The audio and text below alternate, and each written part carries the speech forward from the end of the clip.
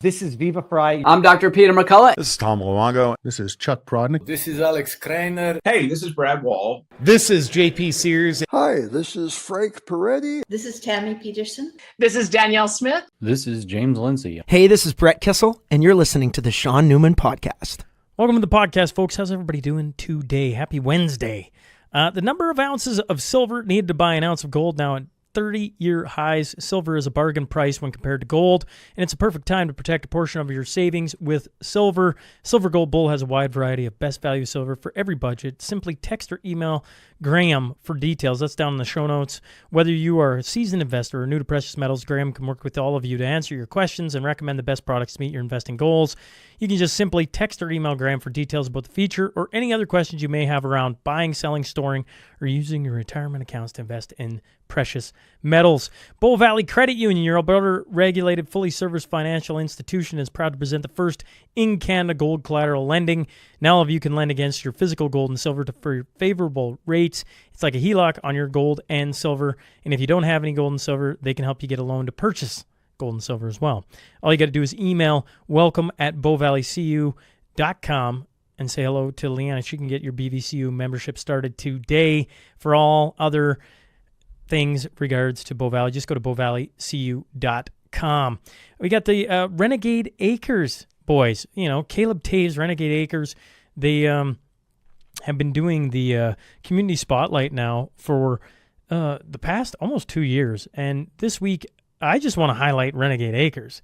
I don't know if anyone's been needing any cement work done, but, you know, one of the things they do is stamp concrete. They just do pads, too. They do all different sorts of cement work, and I just got all the time in the world for it. Like, they, what they've done in the new studio is just, it's pretty impressive, I think is the word I'm looking for. Like, I was shocked, like, look down, holy crap, like, this is something. And so if you're looking for anything to do with concrete, Caleb Taves, Renegade Acres, you can shoot me a text. I'd gladly put you in touch with them. You're hard-pressed to find anyone better than Caleb and his group of guys, and kids, for that matter. He's got his sons that work with him alongside him as well, and it's pretty cool. And obviously, if you're looking to pour pad, or you got some creative stuff that you want to do with stamp concrete, I would point you to Caleb Taves and the work that they do. We got the new studio, of course, coming here in 2025. I was just out there yesterday. Man alive, it looks, I think phenomenal is the word I'm going to use. Like, I'm just super impressed. Josh has been doing the finishing work with all the wood and the shiplap and everything, and the room is just coming together. You know, I wish you could push the easy button and boom, it's done, and we're in there tomorrow. There's some things that just take time, and every time I go walk back in there, I'm like, man alive, it's going to be so dope. Like, I'm just so excited.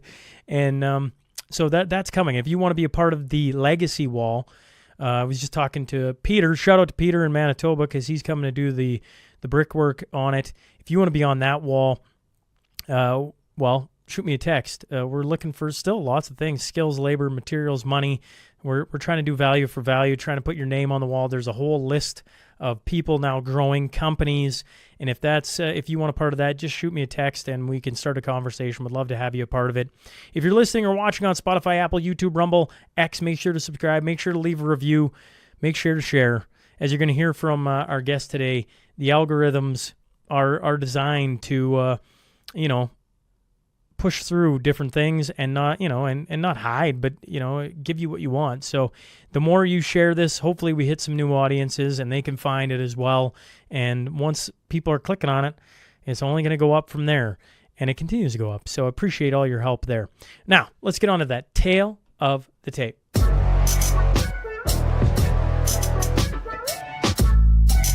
He's the author of Some Future Day, the host of Some Future Day podcast, and the CEO of award-winning advertising agency DMA United. I'm talking about Marc Beckman. So buckle up. Here we go.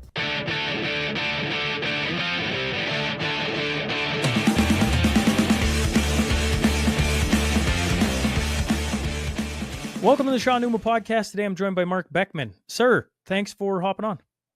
Shaun, it's great to see you. Thank you for having me. How are you today? Well, like I was saying to you before we started, like where I sit, spring almost feels like a summer day, like, and up here it's been, it's been a long old winter, and spring has had its fits. Some days it's you're like, oh, well, here we go, and the next day it turns, and you're like, man, it might snow again. So it is a beautiful day. How's Mark doing there? Where are you sitting at right now? I'm in New York City, so I feel you with the cold weather pain. It was Memorial Day weekend here in the United States this week, and we had 40s and rainy weather in Manhattan. So I get it. I get it. Well, it's the first time on the show, so what I want to do is, I give you the floor. Tell the audience a bit about yourself. Like, who is Mark? And I don't know, start as early or as late as you prefer. Yeah. So I'll try to keep it very top line, but I am the CEO and founder of an award-winning advertising agency in New York City, which is named DMA United. And our clients are pretty interesting. They run across fashion, art, music, sports, and entertainment, and technology, emerging technology like artificial intelligence and blockchain has always provided our clients and our agency with an advantage and underpinning to all of our campaigns. To name drop a little bit, Shaun, our clients range from Nelson Mandela and Pepsi to the NBA, Major League Baseball, Sony Music, Warner Brothers, Karl Lagerfeld, Tom Ford. So like I said, we're really like sitting at the center of fashion, art, music, sports, and entertainment. And, I was fortunate. We've had some good success stories there. And I've been fortunate enough to, I was asked to teach an MBA class at NYU Stern in marketing. So I've been doing that for about 7 years. And as a result of all of those experiences, I wrote a couple of best-selling books. The current one is best-selling on Amazon for artificial intelligence. It's called Some Future Day, How AI is Going to Change Everything. Actually, here, I have it sitting here. Here's what it looks like, kind of cool. And because of the books going to number one in emerging technologies, NYU named me Senior Fellow of Emerging Technology. Excuse me. So I have kind of like a different lens than most. I see the world through, let's say, the lifestyle categories, but I'm using technology in real time to the benefit of my clients. So my book the current book, for example, it's written really to provide individuals who are beginners in artificial intelligence with the tools that they could use to make their careers better, to enhance their families, and even to improve their communities. And in the book, what I do, Shaun, is I lay out every single chapter with tools that curious beginners, not techies, like real beginners, normal people, small business owners, probably a lot of people in your audience, if they want to know, how do I stand up an ad campaign using AI, or write a memorandum, or kick off that boring email, that's what I provide them with my book. So that's kind of who I am and what I do. Curious, you rattled off some like monstrous groups, right? Like the NBA, isn't my favorite sport, but at the same time, it's one of the big ones, right? So like, I'm like, that's that's no small fry, I guess is what I'm pointing out. Well, how did you get your start? Like, I'm just curious. Like, were you always interested in this? Did you find this path from a very early age, or did you, like, I don't know, did it fall in your lap, or did it take a considerable amount of effort to get to working with groups like that? We never stop working, Shaun, and we never stop learning. I think a big edge to the agency is the fact that we see the seriousness of leveraging artificial intelligence, for example, but it's a cross-discipline practice. My background is actually law. I was admitted to the bar in New York, New Jersey, and DC. So what we'll do for a lot of our clients is stand up these programs at the intersection of content and commerce. So did you say you like basketball or you don't like basketball? I'm a hockey guy. Is that surprising coming from the Canadian? It's middle of the NHL playoffs, and I know it's the NBA playoffs too. It's good. Yeah, I don't know. Are you a Knicks fan? I'm a Knicks fan. Yeah, we're doing well. But I grew up being a massive New York Islanders fan, which you might remember. Islanders fan? Come on, man. We had No those ki- 4 years. Remember, we had those 4 years. I was at all of those Stanley Cup years with Mike Bossy, Brian Trottier, John Tonelli. So that was amazing. That was an amazing time period in New York. Best team, right? Best hockey team in New York. Oh, So believe me, the Oilers ran into that a couple times. correct. We beat all those guys: Gretzky, Messier, Yari Curry, all of those guys.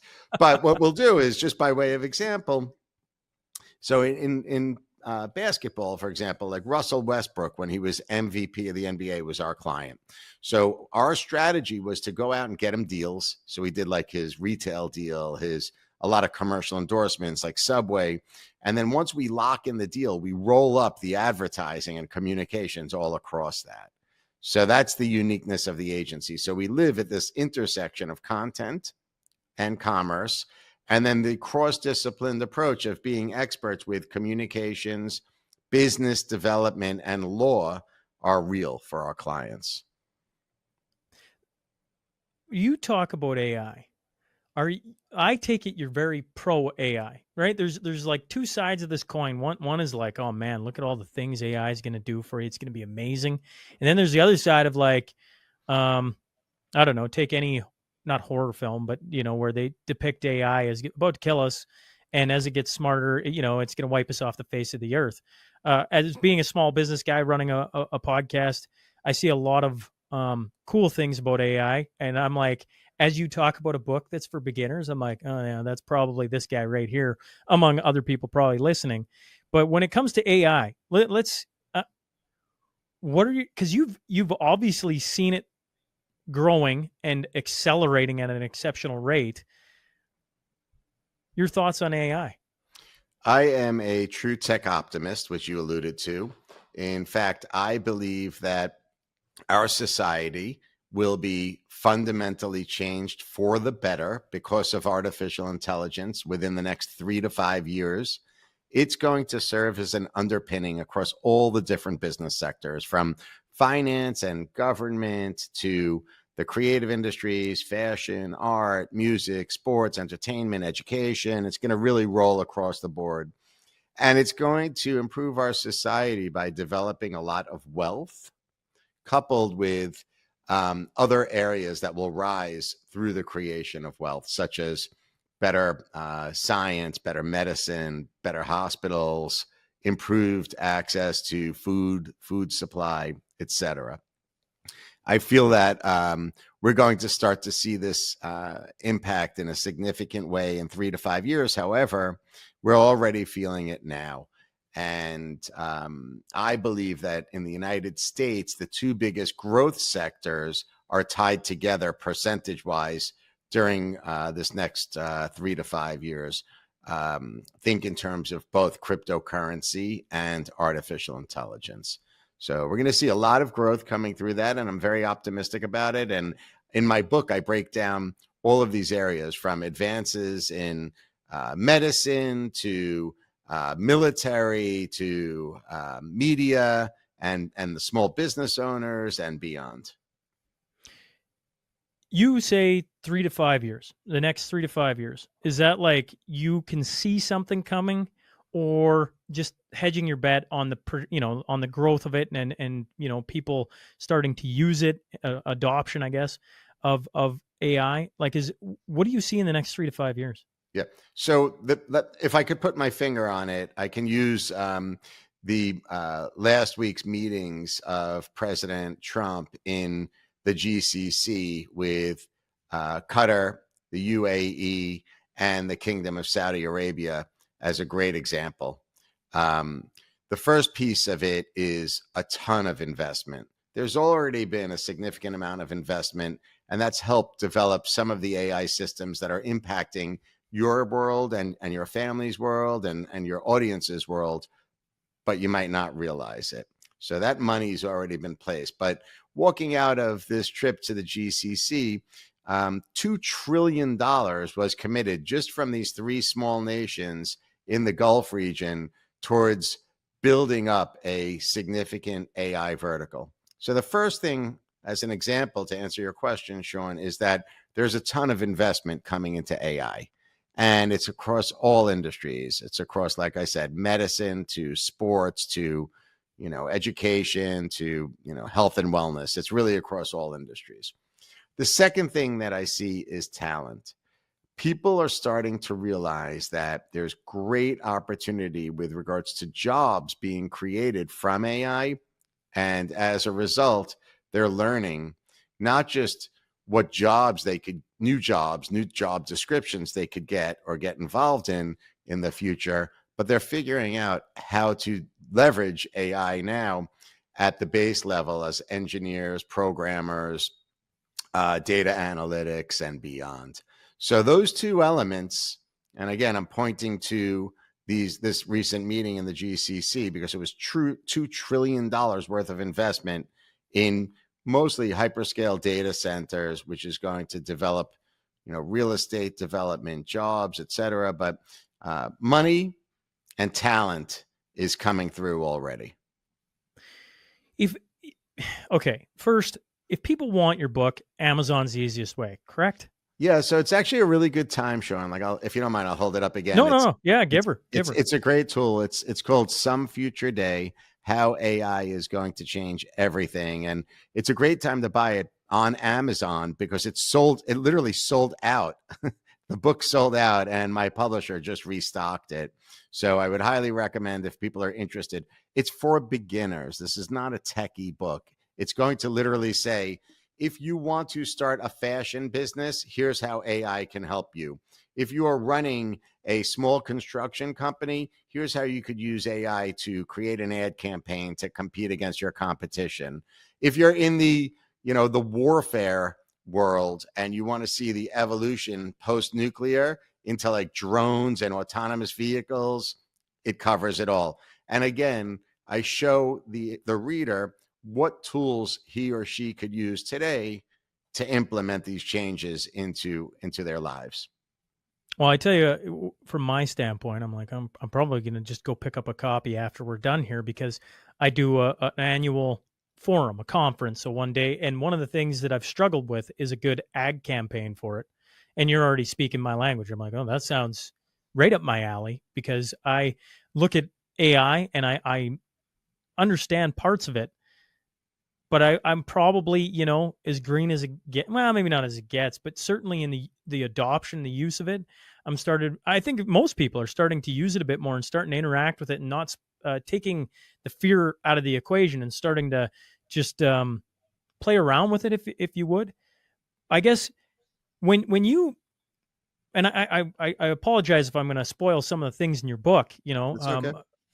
But like, so when you rattle off, there's going to be growth and I hear the 2 trillion, my brain can't even fathom that amount of money. I just hear capital. Just 3 nations, 3 small Gulf states, 2 trillion.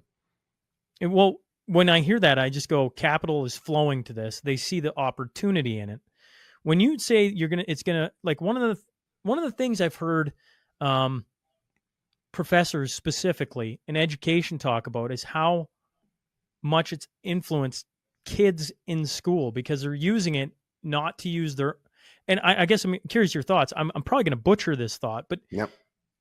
Using it to write for them instead of writing out their own thoughts, if you would. Yep. And so I've heard only the drawbacks of AI for education, for proceeding through. You mentioned you're a lawyer, right? You went through that program. Like, how does it improve that and not make kids rely on something to do the work for them? Sure. So to start, what you're describing is a situation that is growing. It's AI search, and it's remarkable. I'm sure most of your audience would agree that Google has become substandard. They're pushing advertising in your face. Then you got to kind of go through all the links, find the link you want, read the article. It takes time. It's time consuming. The article might not be right. You got to go back, advertising in your face again. It's not great. 10% of the population in North America has already started using AI search. And this is what you were alluding to. So think in terms of ChatGPT, Perplexity, even the Chinese built DeepSeek. These are AI search mechanisms where a simple text prompt, for example, I'd like to learn about the United States Constitution, freedom of religion. in this context can then kick off an answer, a detailed answer in real time. If you say to the AI, then if you direct the AI in a text prompt to draft a memorandum surrounding that legal issue, it will kick it off literally in a matter of seconds. So the search tool for AI is, super advanced. And honestly, at this point, I would say for your audience, for those of you who are listening and you're a little fearful of like getting involved in AI, this is a great place to start. Again, I include all of the links in my book, but for the sake of our conversation, ChatGPT and Perplexity are dynamite places to start with this. Now, to answer your question, Shaun, we are at risk. Your concern, or if I understand where you're going with this, like we're at risk of creating a divide between the intellectual haves and the intellectual have-nots because of artificial intelligence. Because as you probably or might agree, like people are inherently lazy. So they could rely on this really superpower. It's like a rocket ship of knowledge to find out anything from recipes to how to build a piece of architecture to how to stand up an advertising campaign. And they might not, as lazy people, do the work. But then there's also another side to it. It's the other side, which is those individuals who might not afford to go to, a great Western type of university where it's $100,000 a year and they can't afford it, but they want access to knowledge. Well, now everybody can use their phone. Most people have one, right? Whether you're a farmer in the outskirts in some remote area of India or you're living up in, the Bronx in New York City, everybody has a phone. And in real time, if they're curious, they could access information and learn. And I do believe we're going to have this dividing of the population between the intellectual haves and the intellectual have-nots. And I also think it's going to become generational, because I find that if you are Gen Z or Gen Alpha, the convenience of letting the algorithm do the work for you is it's evident, right? Look at the success of TikTok, Reels, and beyond. And as a result of that type of mentality, we don't want to do the work. It's just there for us. It could hurt the next generation. Yeah, you're like, I guess, I always, when I listen to, and I stick to education for a second, I always hear like, well, they're going to, you need a paper on Napoleon. Type in the chat, write me a paper on Napoleon. And I'm probably being a little too simple, but you get the point. It rattles off a thing. And then you take that and you say, hey, well, here's my paper and whatever. On the flip side of that, I where I sit is someone who's already doing a ton of work. AI just becomes another little tool so I can do just a bit more. And it speeds up the process. Instead of having to go read 17 books, I can actually get it to direct me. And then I read, different things. I'm like, oh, that's interesting. Now I got to go find that book, and then I pick up the book, and then I go read. And so it's actually speeding up the process. And you go back to Google, that I assume in the simplest sense, or maybe not even in the simplest sense. So that is a form of AI. You search into it, and it spits out all these things. And one of the problems with Google, among other things, is that it directs you to what it wants you to direct to. We've seen that with lots of different things where it's almost censoring the results. And I don't know, you probably know the answer to this. With AI, is there the possibility of that same problem where you're looking for something and it won't give you the answer? Or is there safeguards so that it has to give you, if you keep directing it deeper and deeper into a subject, it has to keep pulling the information? Is there an answer to that? Yeah, so there is. It's actually interesting because this is really just a small nuance. It's interesting to me that you're landing on it because I don't really know anybody that's discussed this yet. There are groups, like, for example, I have a company that I work with in Europe that provides my agency with a white label service effectively that will allow for my brands in my advertising agency's portfolio to benefit from a higher ranking in an AI search. So just whereas Google has entities paying, most platforms like ChatGPT and Perplexity don't have that feature yet. But there are ways to break the algorithm, which this company that I work with has discovered, and they could prioritize certain messaging, certain brands, et cetera. And I think that's going to be very valuable in the immediate future. Is basically hacking the algorithm so that different brands can be found quicker or easier, or they become the popular thing off keyword search. It's exactly it, Shaun. So they're literally hacking the large language model. So the way it works is these entities that I mentioned to you, like ChatGPT and Perplexity, are large language models, LLMs, and they are trained with a corpus of information that humanity has created throughout our lives. So I think in terms of newspapers, books, encyclopedias, in some cases, videos, certain videos, and beyond. The corpus of data, the corpus of information is massive. It's remarkable. And what these companies are learning to do now is what if we want, the Shaun Newman podcast to be prioritized as, the most important podcast on the planet?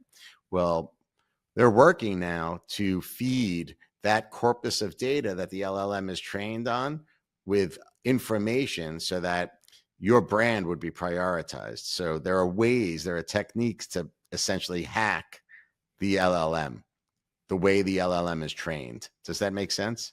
It does. And so Yeah. I guess I go, remarkable, actually. Well, I'm quite high on the Shaun Newman podcast, obviously. So when you put it to me that way, I'm like, oh yeah, that's great. But what happens when a nefarious group of people, nefarious country, nefarious whatever you want to put that little ominous being as, wants to seed something that isn't so great? And I just think of some of the things going on right now with like DEI and different ideas that I just am like, it's a terrible idea. What happens when a group like that hacks in and seeds that idea into? Doesn't that corrupt what is right now a pretty unique tool? Or is that not going to? Because like on one side you got the possibility of like really good, really upside, but on the other side, the other group of people are going to be doing the exact same thing, and they're going to be trying to push their ideas, their thoughts, their brands through. And isn't that a way of controlling it all over again? So yes, definitely, Shaun. So there are bad actors, but then there are also centralized entities with agendas. Think in terms of corporations and governments, right? So you might remember that Gemini, which is owned by Google, it's actually a fantastic LLM. They had a little bit of an agenda, and it was really leaning to the left when they launched Gemini, and it was highly publicized that if one put a text prompt in surrounding the founders of America and those individuals who drafted the Declaration of Independence, they were sharing images. You mentioned DEI. They were sharing images of people who with backgrounds that just weren't at those meetings. They were sharing images of women, for example, of people who were Black. And, there weren't any women at that moment in time when the Declaration of Independence was created. Another example is I mentioned another AI search engine called DeepSeek, which is a Chinese platform.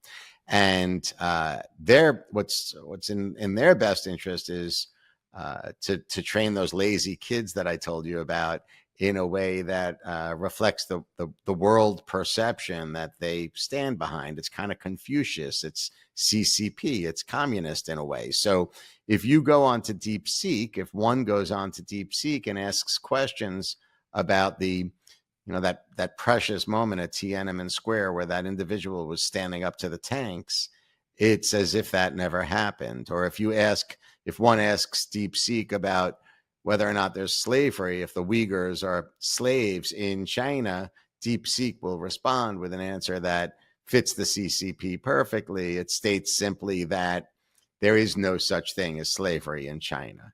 So This is risky, right? Because when a centralized entity has the ability to impact the perception of the world in such massive ways, from historical events to current, current news and whatnot, it can have an impact on individuals, on what they believe and what they see. In fact, Shaun, like I often talk about this, when I was growing up, I was taught seeing is believing. And that's not the case anymore with artificial intelligence. If you see it or you hear it, you should not believe it. You should verify it. And this comes into play for audio, for written word, for video, and for even photorealistic images that one might see. That's going to become a new skill. Yeah. Like, because seeing is believing. And then everything you just said, I'm like, well, this is the deep fake stuff. This is all the, Correct. did that, are the words actually, because you can, with AI, and forgive me if I'm wrong on this, obviously you're going to know way more than I do, but like you can recreate voices. You can make images to where they're ridiculously lifelike, and you can put things out there that never actually happened. And no different than your story of Tiananmen Square. You can also erase history, which has been going on like that right there has been going on for the history of time, trying to wipe out things that happened so that nobody talks about them, or the centralized entity, usually governments, usually tyrannical governments, but regardless, usually governments try and whitewash parts of their, that didn't happen. And so a new skill then with AI is going to be the verify part, right? Like no matter how great you think AI is, it tells you something. The next thing should be, well, we should go verify this and make sure that isn't a complete bunch of BS, correct? Deepfakes are real, and it's a problem. I would encourage you, if you have a minute, or your audience, take a look at what the First Lady of the United States launched last week on melaniatrump.com. It's her best-selling book in audio format, and the entire audio file is done through the use of artificial intelligence. It's remarkably lifelike. Second, about 30 days ago or so, Reuters reported that China created a propaganda campaign, anti-American, anti-capitalist, anti-democratic, into Taiwan, trying to separate Americans and Taiwanese. And they created video, print, and photos that went into the marketplace in Taiwan to try to separate like the Taiwanese, democratic kind of mindset from the Americans. So again, it's not just Marc Beckman reporting. It's in Reuters. You can go read it yourself. But it's pretty remarkable. So yeah, deep fakes are real. And then how you control them, think in terms of financial scams, government scams, and beyond.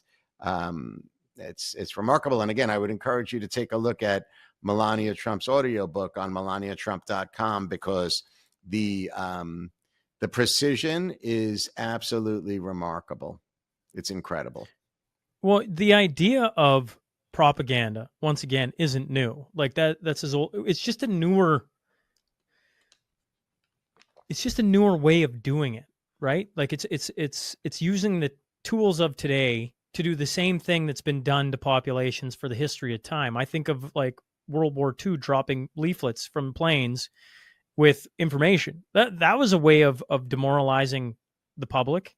And what you're taught, like when you talk about how they're trying to separate, I'm like, warfare is changing rapidly. I do military roundtables in here where they talk about drones and the use of them. And, at the, 9/11, roughly, right in that time frame, early 2000s, these guys were all over in Afghanistan in different parts.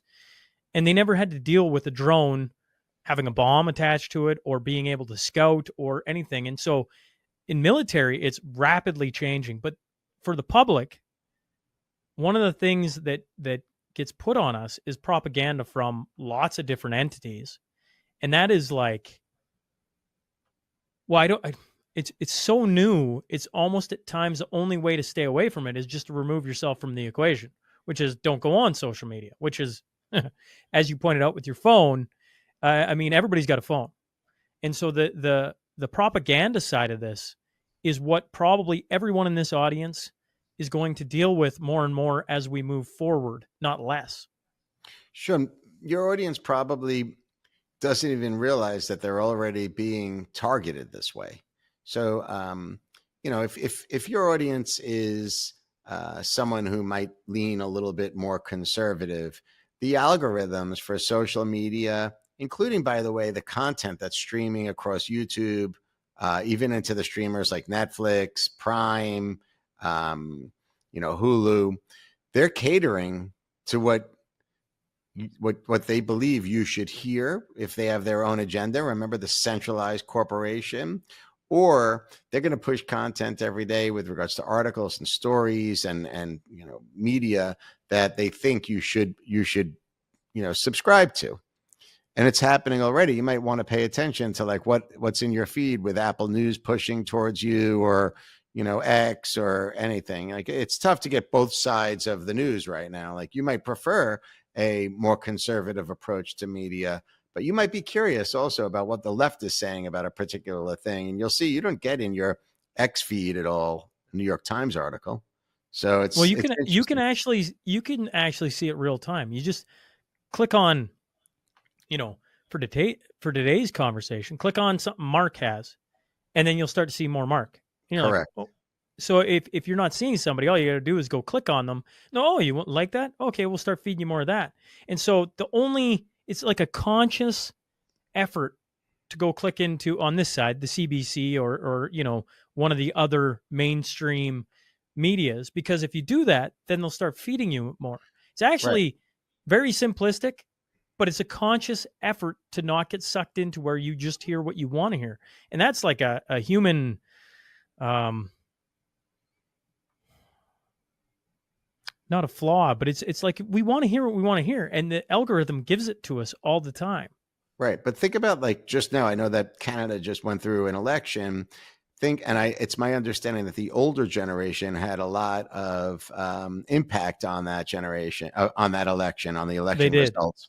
Think about, so if you are a centralized media entity and you want to persuade the older generation to vote in a particular way, you could trigger your algorithm so it's pushing at that exact demographic profile across social media into their homes, on streaming television and beyond. And if after you see it, if you're like 60 years old and you're sitting at home, you're not thinking about this type of machine learning that you and I are discussing right now, this AI, right? You're just thinking like, this is the news. And at some point you're going to be talking to your family members, people in your household, your friends, your colleagues at work, all about what you've been seeing. And you're going to learn your friends are seeing the same thing, and they're going to be talking the same way as you. And as a result of AI, total elections can be moved. Yeah. You see my point? I totally do. I remember growing up and listening to Chris Cornell, right? Audio Slave. I'm acting like you don't know who he is. Soundgarden. Right. So, thank you. So love him. One of the things that I always admired about him, and maybe I'm wrong on this, because you in your realm probably once again have a better idea than I do. But I remember thinking, man, he's really successful singing a certain type of way. And then the next album would be a completely different type of way. Well, why is he doing that? And some people liked it, some people hated it. I remember it just caused so much controversy for an artist. If he just keep playing the hits, he would have had, one track. But I've almost adopted that on the podcast. And at times, a guy should do more of it. But, like I started out in hockey, talking to some of the biggest names in the NHL. And then COVID came along, and I decided to not talk about hockey anymore. And so, like, here, when you bring up you're an Islanders fan, I'm like, oh, we could just sit and talk an hour of hockey and I'd be happy. And I lost a lot of people because of that. And maybe I didn't lose as many as I think, but you can imagine they're tuning into the Shaun Newman podcast. We're talking sports. Some people never going to tune in because they don't like sports, and others are always going to tune in because they love sports. And then right in the middle of that, you do a complete 180, and people kept asking, when are you going back? And then they got mad. You need to go back. And yet that when I watch Chris Cornell, he did that with music. And as a person who loved his music, I'm like, why? And I followed it along because like he had some awesome songs as he kept growing in his journey, if you would. But that had to have been a difficult decision for him to make. And I hope I'm making a roundabout way of saying, like, with whether it's CBC here on this side or Shaun Newman podcast or any other thing, it's, if I just talked conspiracies the rest of my life, there's a certain portion of the audience that would just love that. They would just love if you would just stick in that realm. And one of the things I think I'm conscious of is I want to explore different perspectives, because every time I think I even get close to understanding one thing, then I bring on someone like Marc and they shatter my thought and I go, oh, well, I got to rethink that. And I got to start down these ways, but it's a conscious effort, because if I look at like if I just look analytically at things, you can see what hits. And if you just kept playing the hits, you'd probably be on a track of getting to where you want to be faster. Correct. So, Shaun, the other thing that's interesting that you're touching on is that the algorithms, for example, on Rumble or YouTube, they like narrowly focused content creators. So if you're going to be more generalized and talk sports and politics, sports and conspiracy, sports and technology, you're not going to get as much traction as you would hope. And that's an issue with the algorithm too. But the guy who put me onto this realm of doing podcasts, I don't think I'm unique in saying this, is Joe Rogan. And when I watch him, I go, he doesn't do any of that. Don't get me wrong. He has his specific relative topics, comedians, really interesting people, and UFC, right? Like those are roughly the three. I mean, the interesting people goes a huge breadth of like topics, right? Everything. Would you disagree with that? Like, to me, I agree with you, but I think Rogan's already at the top of the hill. So because he's got an audience that's built in, massive amount of subscribers, they want to hear every episode. That doesn't matter. The algorithm doesn't impact him as much as it might with an emerging brand. It's hard. So many podcasts exist, and it's hard to break through the boundary. So typically that narrow focus is just, as a matter of fact, the algorithms take better to it. They like it better. That's what these companies like. Yeah, I don't know. The narrow focus, I don't know if I could be healthy in that realm. Just knowing who I am, right? Like, I like exploring topics. I like having a very healthy discussion in whichever way it pulls. Same, totally. I mean, I'm figuring out that you're a Canadians fan. And am I right? Are you a Canadians fan? Oilers fan. We got the best time. We got the best times right now. McDavid, Draisaitl. Man, it is fun to watch. I was born. I'm jealous. 86. I'll tell you, like, fucking McDavid. Am I allowed to curse on your show? Sure. Sorry. McDavid is just like, that's not natural. I mean, he is just so superhuman. He's just incredible. It's incredible what that guy does. Well, once again, you look at a guy who hyper-focused on something to see where he's at. And it's just every game he does something where you're like, that was wild. And I don't know how many teams have this. The Islanders certainly do not have this right now. But like, we can be down 4-0. And as a fan, for the first, not the first time in my life, but watching this Oilers team, at no point do you ever feel like you're out of a game. We don't have one athlete on the Islanders that could carry the team ever. So I'm one of these guys that's right now calling for the whole team to be broken up. We need to like rebuild from the start. I think there's a algorithm in the NHL for success. And I think you guys got it. Like, you need to have a team right now. You need an elite goaltender, which I think you would agree the Islanders have that. Do you agree? I think they have a very, very good goalie. Yes. But you need to have, I really believe this now, at least 5 elite offensive players if you're going to go to where like the Oilers are right now, where you can compete at that Stanley Cup level year after year. We're not even close. Matt Barzal, I could never look at Matt Barzal and be like, oh, don't worry about it. We're down 3-1 going into the third. Barzal is going to take the whole team and put him on his back. There's not one Islander that could do that. We just are not built like that. I think if you look at the NHL teams and think in terms of like this formula, I know defense is important. I'm leaving them out though for a purpose. If you really look at like the teams that are like competing at that Stanley Cup level, they all have like 5 elite front guys on offense that are there. And the goaltender piece of it is critical, but their goaltending is like right now the NHL has incredible goalies, right? So you need to have that next level of offense as far as I'm concerned. That's funny because on this side, grew up playing defense. I think it's the most important spot on the ice. You watch Cale Makar for Colorado. Yeah. And they got Nathan McKinnon, who's next world, he's in the realm of McDavid. Like when that guy gets going, you're like, holy crap, nothing's stopping McDavid this. stands up. I think, I'm sorry, no disrespect, but no disrespect taken. But when I look at it, like as good as McDavid is, if a D-man can't hit him with a pass, it doesn't matter. When Skinner is playing awful, you look at their current run, when Pickard came in, because Skinner can't beat the LA Kings for whatever reason. They just need a little goaltending. And when you don't have the goaltending, you need goaltending. And when you don't have the star forward, you need the star forward. And it's more than one star forward, though. I'm telling you, like, really look at the teams. Like, look at the guys that Edmonton has. It's insane how good those guys are. We don't even come close. There's not one player. I'm a diehard Islanders fan. My entire life, I had season tickets. They were created in 1970. My family had season tickets from 1970 on. I went to every Stanley Cup. I saw it all. I'm telling you, we're not even in the same. We're like in the minors compared to the Oilers right now. Well, I mean, when you go back to the Islanders in their heyday, though, did they have one star forward? No, but that was a different time period.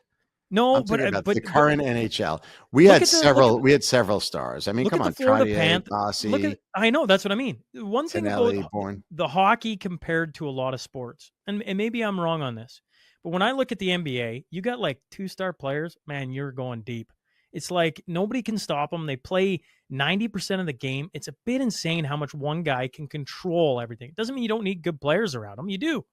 In the NHL, you can have one amazing line, and you come up against a deep team and you just can't win. Like the Oilers watch this play out over and over and over again for a long time. When you have the complete set, look at the Florida Panthers right now. Man alive. It is insane. And you look from their goaltender to their defense to their front end. It's just so much depth. It's insane to watch. And yet, don't get me wrong, game breakers, you got to have them, but hockey to me is such a one player can control a lot, but you need everything. And when you're missing one thing, you always go, well, that's what we need. But you need the star goalie. Oilers have been, look at the Leafs. The Leafs are this great studded star talent goaltending. It always comes back to goaltending. Shaun, and let me ask a question about the NHL. What do you think the NHL is missing? Why is it not as popular as other sports? Like for me, the NHL is the single best sport, period. Yes. How is it not as popular as like you talk about basketball? Those guys, even in the playoffs, they're not playing at that level that the NHL is playing in the playoffs. It's not, from the second the puck drops until the end of the game. And in the NBA, they're like going slow in the first half, as far as I'm concerned. This is probably a better question for you. I pulled this on to hockey for some time. I like to think you seeded this part of the conversation, but I'll take it. One of the things that the NHL world, the hockey world doesn't like is they don't like personality. So they want everybody to, they want it. And don't get me wrong, I'm a hockey player. And sometimes I hear, why would you say that? Don't say that. Just, we got to, it's very vanilla.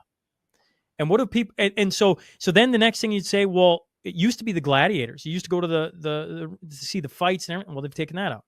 It used to be the big hits. Well, they've kind of taken that out. So now it's a super skilled game.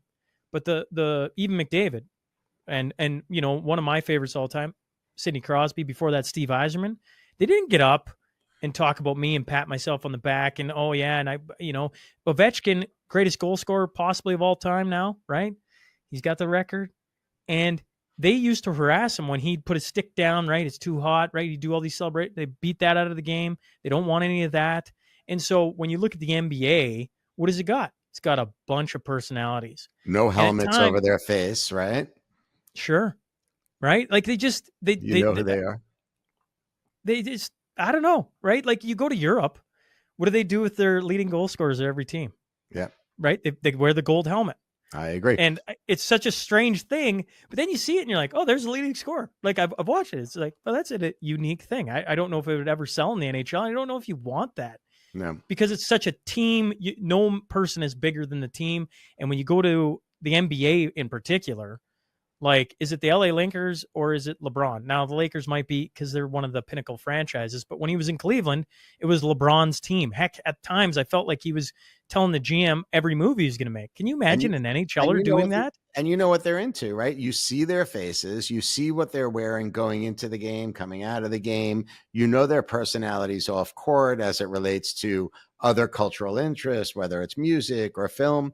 The NHL just doesn't allow these personalities to shine. I totally agree with you, Shaun. I think the NHL needs to bring it back. And it's funny, I was a kid, like, growing up in those days where the fights would start before the puck would drop.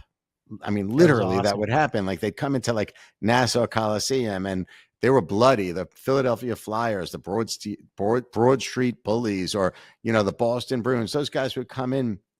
Terry O'Reilly was like him versus Clark Gillies. They were incredible. These personalities rise to the top.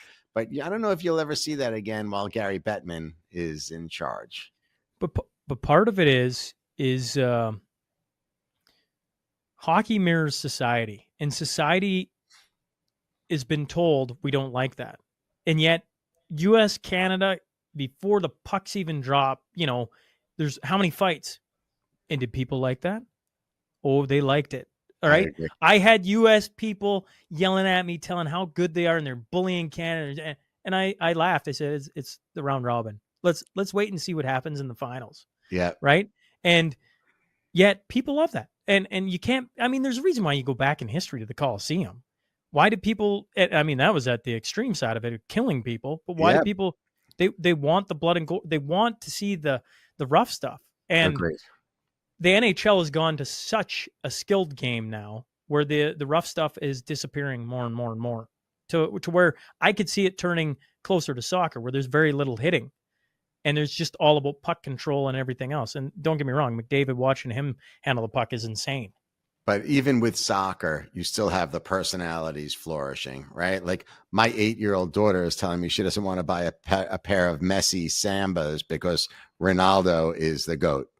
That's all marketing. That's all about, you see their face, you're bringing them to life. She doesn't watch a football game here in the house, a soccer game here in the house ever.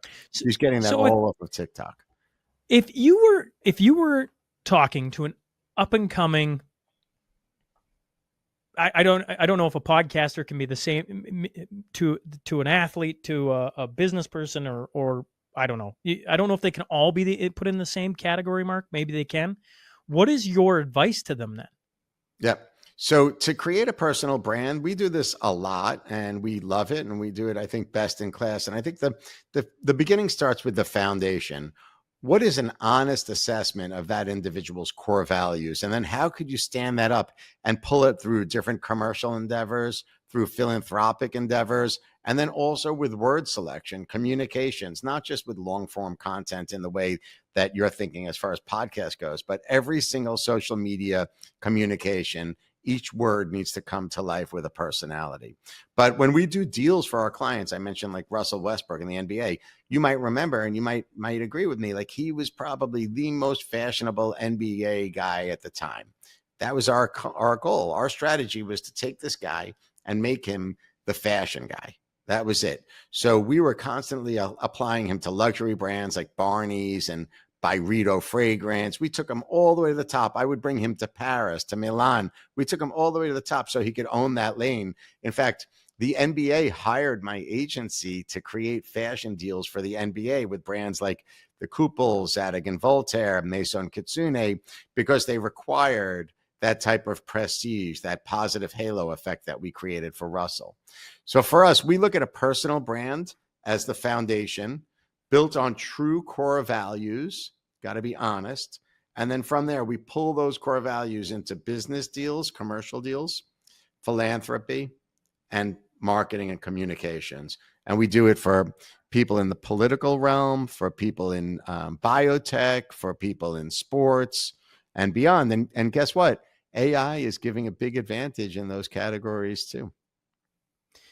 When you look at the population, and and we're talking about Russell Westbrook, but you mentioned politicians, you mentioned, like there's a whole bunch of different avenues for different people.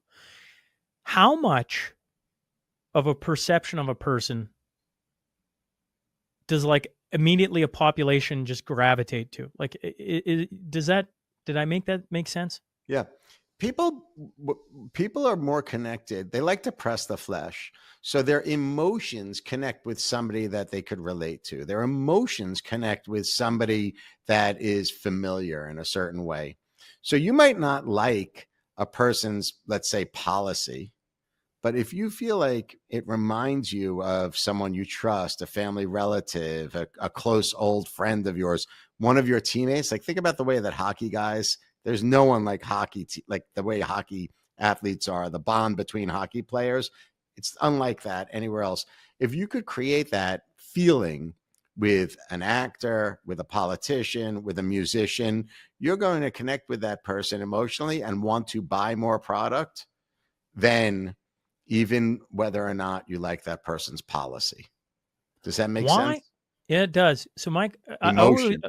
I've always said, well, my favorite player of all time was Steve Yzerman. I just loved how he presented himself on the ice, how he changed his game. So fast.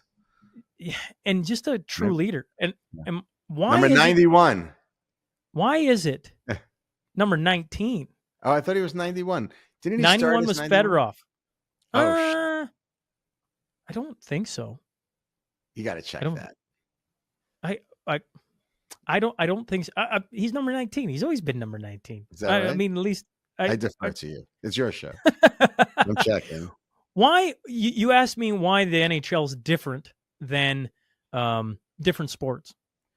Why is it that athletes, some of the most iconic leaders, don't go into politics? Don't go into, like, I just feel like, can you imagine if Canada was governed by the stars of the NHL in their former life? They always go into being GMs or presidents of the hockey operations world, but they have to take more heat and stand in front of a mic more than any politician. I'm like, that's exactly what the type of leadership you need at a country level. Why don't they do that? First of all, as you're talking, I did a quick check, and I want to let you know that I respect you and love you. You're 100% right. Yzerman is number 19. I know you knew it, and you were being respectful because I'm your guest, but I got to give you that. You're 100% correct. I was inspired to go to law school because of Ken Dryden, the famous Canadiens goalie. I thought it was the coolest thing. I was like, what? This guy is a lawyer? So I went to law school because of Ken Dryden. Can you imagine? I think that politics is messy and ugly, and I don't believe that politicians today care about you, me, or the audience watching this show right now. I think it's really few and far between. Do you have any friends or relatives who are like, I got out of bed today and that local politician or that state or federal politician really inspired me to be a better person. I'm going to work harder. I'm going to do better for my community. I'm going to do this pro-social initiative. There really are no longer these inspirational types of politicians out there. They're not inspiring our younger generation. People aren't looking to get into it. It's very little money, and you get abused at the end of the day. And what they look for is to create fame. They get their moment of fame and capitalize on it, cash out later on, right? So American politicians become these look at President Obama's deal with like Netflix into the hundreds of millions of dollars. He went in, not a very wealthy man. Now it's like unparalleled. But I think that people just don't care as much as they used to. I think politicians for our parents' generation were truly in it to help their constituency, to help the people. But I don't believe it's the same anymore. I think, unfortunately, at least here in America, I don't want to talk about Canada because I'm American, and I don't think it's right to talk about your country. I respect Canada, but I think here in America, we're in a different moment in time right now. And sadly, most politicians aren't inspiring the younger generation to be better and do better. I apologize because we just crossed the top of the hour. Do I have a few extra minutes? Or do you forgive me, because we could always do a second go around, Mark. I don't want to keep you past your time. Would you mind if we did? Like, I would love to. I'm loving you right now. Like, I feel like we have so much in common. But would you mind if we wrap it up, Shaun? No. Well, I just got like people coming. no. Just one final thought on politics, because I'm like, I'm gonna have people so angry at me. Like, I didn't pick your brain more on AI. I would say go to Amazon, pick up your book, because if people want to really dig into your thoughts, that's the simplest thing to do. When you talk politicians not inspiring, Donald Trump has inspired a lot of people. Would you agree or disagree? I agree. I mean, he's obviously created a ton of enemies too. Don't get me wrong, but an inspiring person usually is kind of divisive in its sense, because he has to set a foundation of like, no, we're not doing this. This is where we stop with these crazy ideas. I agree. Well, I tell you what, Mark, we're gonna do this again, because I'm like, I had an idea, but the thing about a podcast is you know, I take it where it leads, and talking the NHL doesn't hurt my feelings any way. Shaun, it's been so enjoyable getting to know you today. I appreciate it really so much. And well, if I'm ever in the New York area, I'm going to come harass you, and we'll do it in person. How's that? I would love it. I would welcome it. Okay.